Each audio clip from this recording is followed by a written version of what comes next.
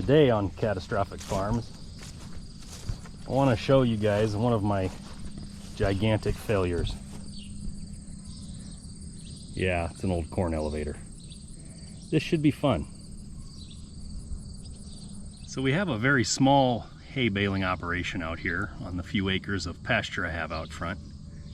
And a few years ago, I got the bright idea that I needed, I had been borrowing my neighbor's hay elevator and to put the hay bales up inside the second story of the barn, the hay mow. And oh, hey Walter. Hey buddy.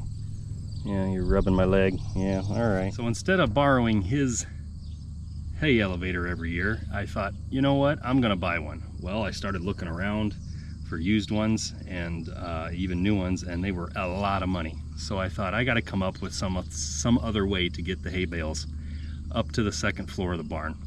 So the solution I came up with was this thing.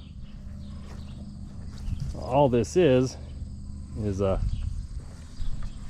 old corn cob hay elevator, and what I did was I took the chute off this end, and way down on this end was a like a fold-out chute that had another elevator chain on it, and you know, it gathered the corn cobs and then they went up the elevator, and ripped all that off and ripped the chute off, as I mentioned, and then all done, right?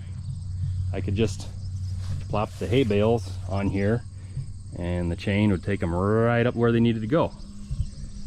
Well, the problem was this thing is like 50 feet long, and at its lowest setting, you know, you see it's got pulleys on it and whatnot.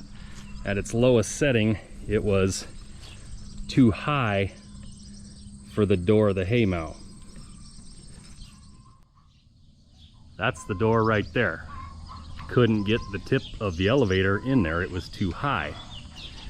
So I lower the pulleys as low as it goes, and it's just not down low enough. It did get in, but it was up too high, and the hay bales were hitting the top of the door. So that's a problem. So to solve the problem, I start looking around at this thing. And I look at this thing on the end, and it sure looks to me like this thing. No, not on that side. Sure looks to me like this thing rides on rollers.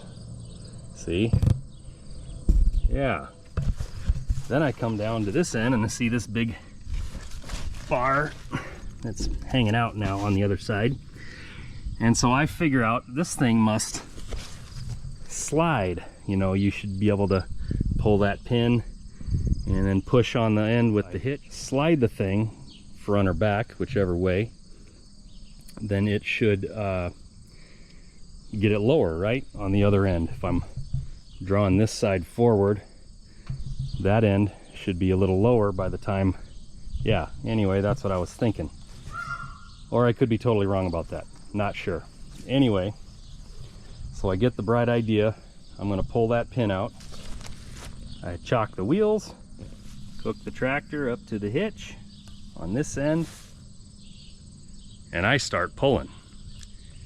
And that's when I find out that my plan was wrong. As you can see, instead of sliding on the track, it just bent the ever-living hell out of the track. And the whole carriage here is just twisted all to hell.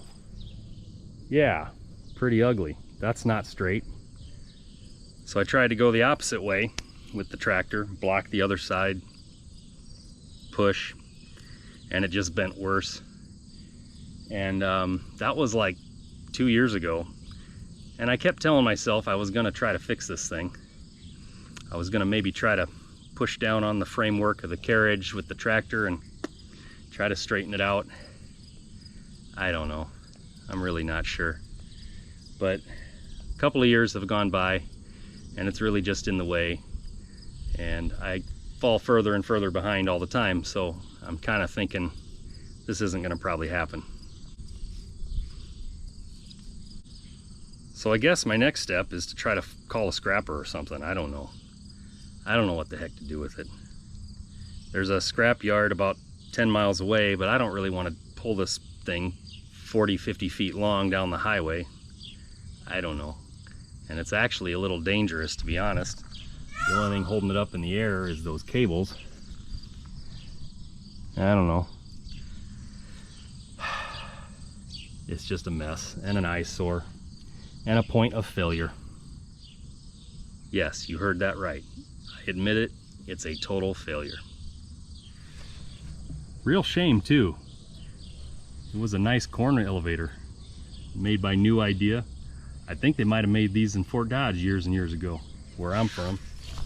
But previously, before destroying it, I had greased up the chains and hooked the tractor up to the PTO, and it worked just fine. Worked great. Now it's pretty much ruined.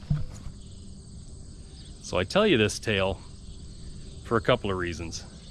One, you can laugh at me, I don't care. That's fine. But number two, and the big reason, is even though you fail, don't be afraid to take a chance. You know, I moved out here and I had no equipment, no expertise, no experience. I didn't have any idea what I'm doing. I still usually don't know what I'm doing. But don't be afraid to take a chance. Maybe grab a piece of equipment, see how it works. Sometimes you can find stuff like this pretty cheap around the Midwest. You know, there's old farmsteads and farmers that are retiring or going out of, you know, selling the farm or whatever, and a lot of times you'll go find stuff like this at auctions pretty cheap. It might work for you. Didn't work for me. But don't be afraid to take a chance. For every failure I have a win. Okay, maybe like every 4 failures I have a win. So, you know, it works out. So sometimes out here on the Catastrophic Farms, we actually do something and you can watch me have it turn into a catastrophe. Other times, like today, I'm just going to tell you about the catastrophe because the doing's already done. But swing by again sometime, see what we're up to. I'm sure it'll be exciting. Come on, Walter. Let's go home. You know any scrappers? Let me know.